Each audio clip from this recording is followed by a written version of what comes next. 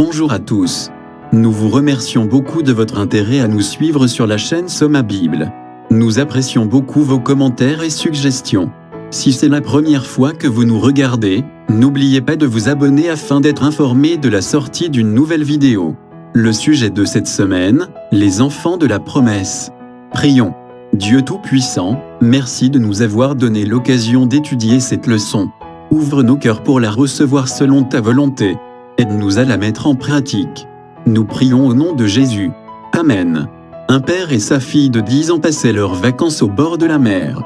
Un jour, ils sont allés se baigner dans l'océan et, bien qu'ils soient tous deux de bons nageurs, ils se sont séparés à une certaine distance du rivage. Le père, se rendant compte qu'ils étaient emportés par la marée, appelle son enfant, « Marie, je vais chercher de l'aide sur le rivage. Si tu es fatigué, tourne-toi sur le dos.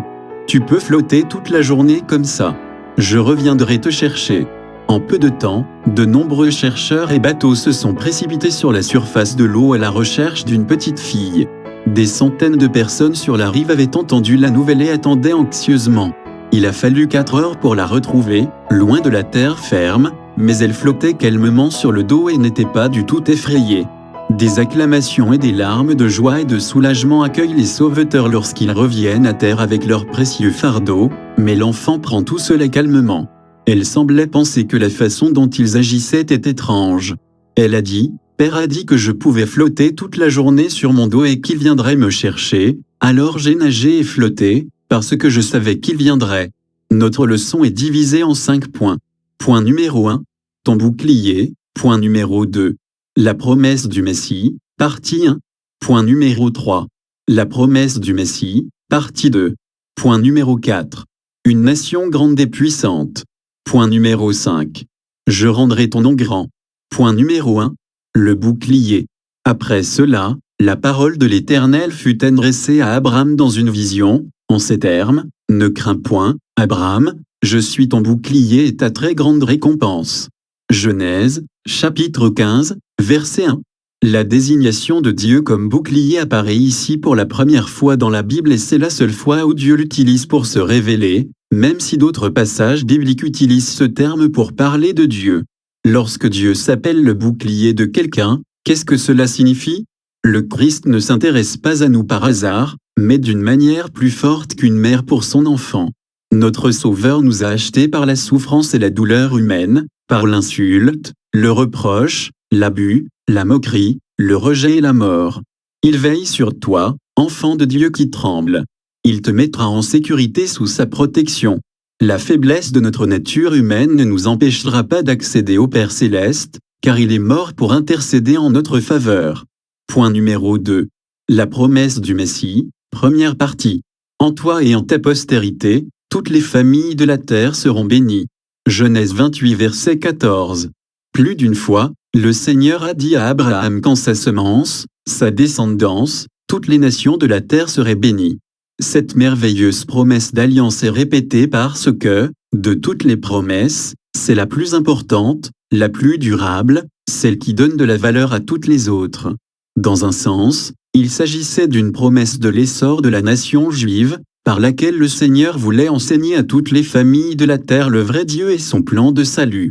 Cependant, la promesse n'atteint son plein épanouissement qu'en Jésus-Christ, issu de la descendance d'Abraham, celui qui, à la croix, paiera pour les péchés de toutes les familles de la terre. Toutes les familles seront bénies. Sans aucun doute, la promesse d'alliance du Sauveur du monde est la plus grande de toutes les promesses de Dieu. Le Rédempteur lui-même devient le moyen par lequel les obligations de l'accord d'alliance sont remplies et toutes ces autres promesses sont réalisées. Tous ceux, juifs ou gentils, qui entrent en union avec lui sont considérés comme la vraie famille d'Abraham et les héritiers de la promesse, c'est-à-dire la promesse de la vie éternelle dans un environnement sans péché où le mal, la douleur et la souffrance n'apparaîtront plus jamais. Pouvez-vous imaginer une meilleure promesse que celle-ci? Point numéro 3. La promesse du Messie. Partie 2. Augustin a écrit sur la condition humaine, cette vie qui est la nôtre, si tant est qu'une vie pleine de si grands maux puisse être appelée à juste titre une vie, témoigne du fait que, dès son origine, la race des hommes mortels a été une race condamnée. Songez d'abord à l'effroyable abîme d'ignorance d'où jaillit toute erreur et qui engloutit les fils d'Adam dans une mare ténébreuse dont nul ne peut sortir sans le prix de labeur, de larmes et de crainte. Ensuite, prenez notre amour même pour toutes ces choses qui s'avèrent si vaines et empoisonnées et qui engendrent tant de maux de cœur, de troubles, de chagrins et de craintes, tant de joies insensées dans la discorde, les querelles et les guerres, tant de fraudes, de vols et de brigandages, tant de perfidie et d'orgueil, d'envie et d'ambition, d'homicide et de meurtre, de cruauté et de sauvagerie, d'anarchie et de convoitise, toutes les passions éhontées des impurs, la fornication et l'adultère, l'inceste et les péchés contre nature, le viol et d'innombrables autres souillures trop vilaines pour être mentionnées, les péchés contre la religion, le sacrilège et l'hérésie, le blasphème et le parjure, les iniquités contre notre prochain, les calomnies et les tricheries, les mensonges et les faux témoignages, les violences faites aux personnes et aux biens, les injustices des tribunaux et les innombrables autres misères et maladies qui remplissent le monde, mais qui échappent à l'attention. La citation d'Augustin pourrait s'appliquer à la plupart des villes modernes aujourd'hui. Pourtant, il l'a écrite il y a plus de 1500 ans. L'humanité a peu changé, c'est pourquoi les gens veulent s'évader. Heureusement, aussi difficile que soit notre situation actuelle, l'avenir est radieux, mais uniquement grâce à ce que Dieu a fait pour nous par la vie, la mort, la résurrection et le ministère sacerdotal de Jésus-Christ, l'accomplissement ultime de la promesse faite à Abraham que toutes les familles de la terre seraient bénies en sa descendance. Point numéro 4. Une nation grande et puissante. Non seulement Dieu a promis à Abraham qu'en lui seraient bénies toutes les familles de la terre, mais le Seigneur a également dit qu'il ferait de lui une nation grande et puissante. Pourtant, cette promesse ne s'est pas complètement réalisée du vivant d'Abraham. En fait, ni Isaac ni Jacob ne l'ont vu s'accomplir. Dieu la répéta à Jacob, en ajoutant que la promesse s'accomplirait en Égypte, mais Jacob ne la vit pas. Bien entendu, cette promesse a fini par s'accomplir. Pourquoi le Seigneur a-t-il voulu faire de la postérité d'Abraham une nation spéciale? Le Seigneur voulait-il simplement un autre pays d'une certaine origine ethnique? Quels objectifs cette nation devait-elle remplir? Il semble évident, d'après les Écritures, que Dieu avait l'intention d'attirer à lui les nations du monde par le témoignage d'Israël, qui serait, sous sa bénédiction, un peuple heureux, saint et saint. Une telle nation démontrerait la bénédiction qui accompagne l'obéissance à la volonté du Créateur. Les multitudes de la terre seraient attirées pour adorer le vrai Dieu. Ainsi, l'attention de l'humanité serait attirée vers Israël, son Dieu, et le Messie qui devait apparaître au milieu d'eux, le Sauveur du monde. Les enfants d'Israël devaient occuper tout le territoire que Dieu leur avait attribué. Les nations qui rejetaient le culte et le service du vrai Dieu devaient être dépossédées. Mais le dessein de Dieu était que, par la révélation de son caractère à travers Israël, les hommes soient attirés à lui. L'invitation de l'Évangile devait être adressée au monde entier. Par l'enseignement du service sacrificiel, le Christ devait être élevé devant les nations, et tous ceux qui se tournaient vers lui devaient vivre. Point numéro 5. Je rendrai ton nom grand. Je ferai de toi une grande nation, je te bénirai, je rendrai ton nom grand, et tu seras une bénédiction. Genèse, chapitre 12, verset 2. Dieu promet de rendre le nom d'Abraham grand, c'est-à-dire de le rendre célèbre. Pourquoi le Seigneur voudrait-il faire cela pour un pécheur, aussi obéissant et fidèle soit-il, qui mérite un grand nom? Dieu a-t-il accordé la grandeur à Abraham pour son bénéfice personnel, ou cela représente-t-il quelque chose de plus?